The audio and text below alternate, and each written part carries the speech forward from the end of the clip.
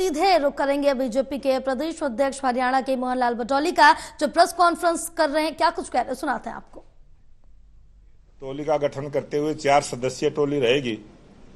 उसके बाद प्रत्येक मंडल में जो 313 मंडल हैं उनमें भी 3 सदस्यीय सदस्यता अभियान की टोली रहेगी। और जो हमारे 4300 शक्ति केंद्र हैं उन शक्ति केंद्रों पर भी 2 सदस्यों की हमारी ये सदस्यता अभियान की टोली का गठन होगा। और प्रत्येक बूथ पर कम से कम 200 सदस्य भारतीय जनता पार्टी के बने। इस विजन के साथ हमने जो अपना लक्ष्य रखा है 50 लाख सदस्य भारतीय जनता पार्टी के हरियाणा प्रदेश में बने, ये एक लक्ष्य भारतीय जनता पार्टी के कार्यकर्ताओं के लिए हमने रखा है। और इस काम को पूरा करने के लिए पहली बैठक हमारी 26 तारीख को, जिसमें हमारे सभी सांसद, विधायक और चुनाव लड़े हुए सभी प्रत्याशी, सभी मेयर, सभी चेयरमैन, जिला परिषद के चेयरमैन और जो हमारी जिलों की टोली बनेगी वो सभी सदस्य इस प्रकार से एक बैठक 26 तारीख को रोहतक में भी रहेगी। उसी प्रकार से उसके बाद 28 अक्टूबर और 29 अक्टूबर 2 दिन तक प्रत्येक जिले में भी उस प्रकार की हमारी बैठकें रहेंगी। और दीपावली के बाद 5 तारीख को और 6 तारीख को हम अपना सदस्यता अभियान की शुरुआत हरियाणा प्रदेश में करेंगे। इस प्रकार से भारतीय जनता पार्टी का संगठन पूरी मजबूती के साथ, जिस प्रकार से स्पष्ट बहुमत की सरकार, डबल इंजन की सरकार तीसरी बार हरियाणा प्रदेश में बनी है, इसी प्रकार से संगठन को भी मजबूत करने का और संगठन के सभी कार्यकर्ताओं को काम, सभी कार्यकर्ताओं को जिम्मेवारी देते हुए हम इस सदस्यता अभियान को आगे बढ़ाएंगे। और हरियाणा प्रदेश एक मजबूत इकाई के रूप में भारतीय जनता पार्टी के सभी कार्यकर्ताओं को सम्मान देते हुए हम आगे बढ़ेंगे। सर, ये टारगेट 50 लाख का है। 50 लाख। और अभी कितने होंगे? आज हरियाणा प्रदेश में जो हमारा पिछला सदस्यता अभियान हुआ था उसमें 32 लाख का टारगेट लिया था और उसमें लगभग 35 लाख के आसपास हमारी सदस्यता थी। उसको रिन्यू भी करेंगे और नए भी जोड़ेंगे। इस प्रकार से 50 लाख सदस्य बनाने का हमने लक्ष्य रखा है। मंत्रिमंडल का जो आपने कहा, विभाग भी बढ़ गए, मंत्री भी बन गए, आप अध्यक्ष हैं सर, कोई दुश्मनी तो नहीं चलती? सब ठीक है, राजी है सब? भारतीय जनता पार्टी का जिस प्रकार का मंत्रिमंडल बना है और सभी प्रेस के सामने भी आए हैं और सभी अपने काम में भी लगे हैं और नई ऊर्जा के साथ लगे हैं, नए विचार के साथ लगे हैं। और लोकप्रिय प्रधानमंत्री नरेंद्र मोदी जी ने जिस प्रकार से पूरे देश को पूरे विश्व के अंदर जिस गति के साथ आगे बढ़ाया है और ये जो कार्य क्षमता है और सभी विभागों के अधिकारी जिस मेहनत के साथ काम कर रहे हैं, मुझे लगता है हरियाणा प्रदेश का जो मंत्रिमंडल बना है नई ऊर्जा के साथ और मिशन मोड में आगे बढ़ते हुए काम को करेगा। सर, निकाय चुनाव क्या जल्दी हो सकते हैं या आप लोग भी कहते हैं? हरियाणा प्रदेश में निकाय चुनाव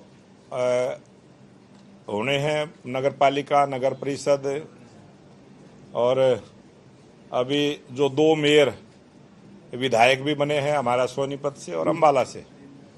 तो ये चुनावी प्रक्रियाएं भी मुझे लगता है ये सरकार का काम है और ये भी सरकार जल्दी इसको तरफ भी आगे बढ़ेगी।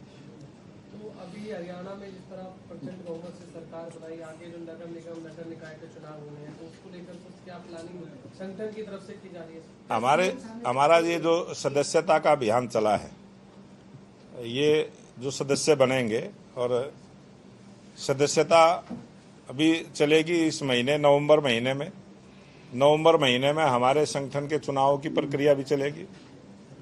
और उसके बाद ये जो चुनाव की चर्चा आपने की है, निकाय के चुनाव है, परिषद के हैं, पालिकाओं के हैं, ये चुनाव भी सरकार मुझे लगता है जल्दी पूरे करवाने का काम करेगी। तो जिस तरह से कांग्रेस हार को अब तक पचा नहीं पाई है, बार बार कोई भी बयान आता है तो ये कहते हैं कि हमने तो शिकायत दे रखी है, चुनाव आयोग में दे रखी है शिकायत। ये जो कांग्रेस का प्रश्न आप रोज कर देते हो और जिस प्रकार से कांग्रेस पार्टी के नेता बयानबाजी करते हैं, मुझे लगता है कांग्रेस पार्टी आज बीमारी की हालत में है।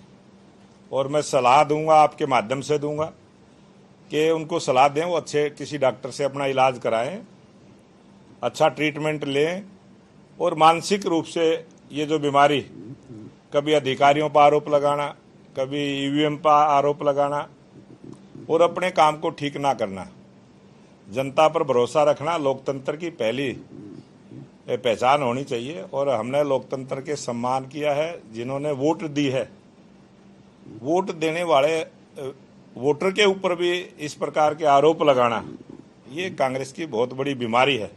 तो इस बीमारी का कांग्रेस ने इलाज करवाना चाहिए। और मैं तो आपके माध्यम से, मीडिया के माध्यम से भी, आप लोग मिलते रहते हो, उनको सलाह देनी चाहिए कि एक राजनीतिक पार्टी जिस प्रकार से वैचारिक रूप से बुढ़ापे की ओर है, पूर्ण रूप से कांग्रेस के जो नेताओं के विचार हैं वो बिल्कुल बुढ़ापे का प्रतीक है और वो घटत की तरफ है, वो घटती जा रही है।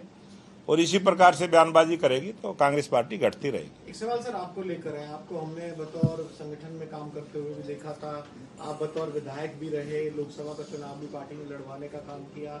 और मुझे याद है इसी दिल्ली में ही, हरियाणा भवन में आपने पहले ही कह दिया था टिकट बंटवारे से पहले कि भाई मैं प्रदेश अध्यक्ष हूँ, मुझे चुनाव में जाना है, चुनाव लड़वाना है। अब ओवरऑल आपकी लीडरशिप भी कही जाएगी, ठीक है, उनका भी नाम था सीएम साहब का, आपका भी था, पूरी जो जोड़ी थी। आगे मोहनलाल बड़ौली साहब कैसे देखते हैं अपना भविष्य, क्योंकि आपकी लीडरशिप में ही वो बहुमत 14 और 19 से भी ज्यादा 24 में आया है।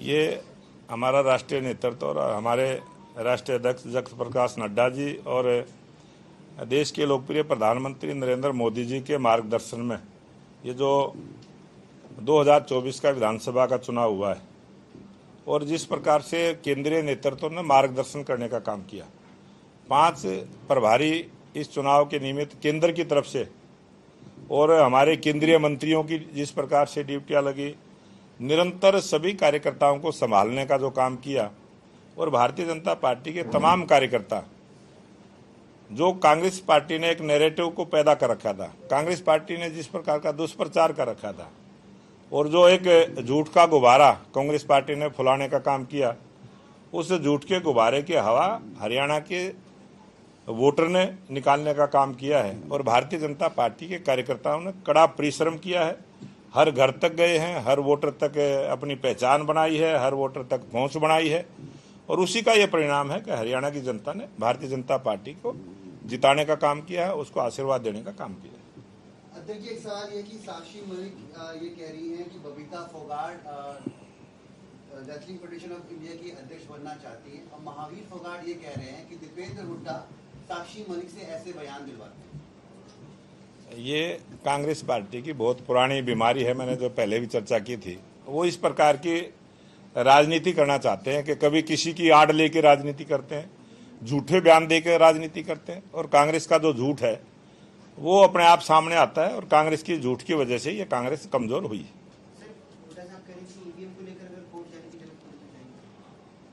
नहीं, वो तो कांग्रेस पार्टी बार बार इस प्रकार के प्रश्न उठा रही है, और कांग्रेस पार्टी ने अपने जो कानूनी सलाहकार हैं उनकी बजाय, मैंने पहले भी कहा, किसी अच्छे डॉक्टर से इलाज कराना चाहिए।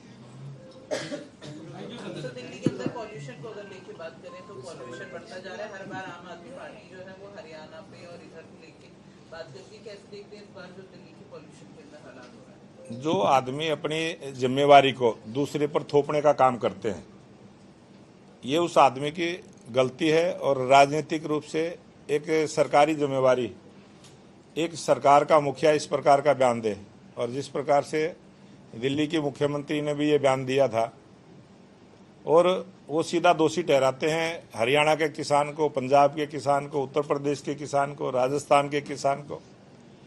हमारे देश का किसान बड़ा बुद्धिमान किसान है, जो खेत में काम करता है तो बड़ी अकल से काम करता है, बहुत समझदार है, बहुत सियाना है। 1 एकड़ में 7,000 से लेके 10,000 रुपये तक पराली बिकती है, कौन अपना नुकसान करेगा? और बहुत सारी हरियाणा सरकार ने स्कीमें चलाई हैं, उन स्कीमों का भी लाभ किसान लेते हैं, मशीनें दी हैं, पराली का सदुपयोग हो, वो सारी योजनाएं सरकार ने बनाई हैं। और हरियाणा का किसान हो चाहे पंजाब का किसान हो, ये इस प्रकार से किसान का नाम लेके जो एक न्यायालय के अंदर भी इस प्रकार की पिटीशन डालते हैं, उसको पार्टी बनाने का प्रयास करते हैं, ये कुछ लोगों की समझी हुई एक साजिश है और किसान को इसमें नहीं लपेटना चाहिए।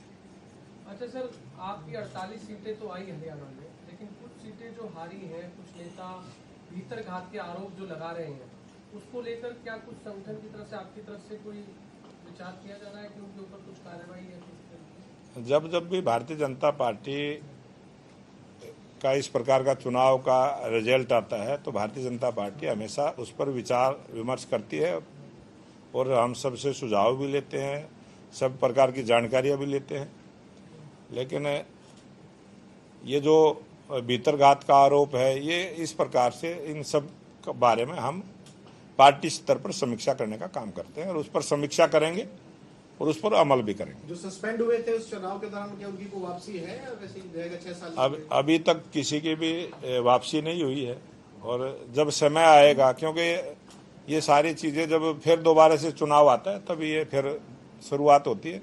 अभी तो सबने संगठन में काम करना है और जो संगठन में काम करेगा उसके लिए हमारा सदस्यता अभियान चला है और सदस्य सब कोई भी बन सकता है। नए सिरे से अगर कोई सदस्य बनेगा और जिसको हमने सस्पेंड कर रखा है तो उसकी सदस्यता को हम रद्द कर देंगे, वो बन सकता है, बनने में कोई रोक नहीं है। ऑनलाइन सिस्टम है। आप सभी पत्रकार भाइयों से भी निवेदन करूंगा कि आप भी भारतीय जनता पार्टी के सदस्य बने, और उसमें कोई ऐसी बात। वोटिंग कौन करेगा सर? सदस्य तो बन सकते हैं ना जी, सदस्य बनना